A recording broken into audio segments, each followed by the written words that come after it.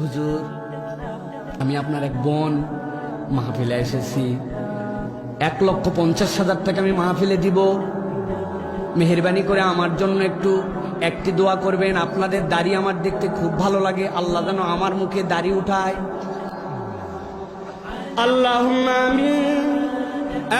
রব্বুল আমিন, তুমি ইন্নাল্লাহ আলা কুল্লি শাইইন কাদির, কি পারো না তুমি আল্লাহ। আল্লাহ, আমার বোন 1.5 লক্ষ টাকা দিয়েছি, লক্ষ লক্ষ মানুষকে নিয়ে হাত তুললাম, মেহেরবানি করে আমার বোনের মুখে তুমি দাড়ি উঠাইও। সারাদিন এই আমিনার দোয়া করলে মহিলার মুখে দাড়ি উঠবে। ঘুমাই গেছেন আপনারা? দাড়ি উঠবে।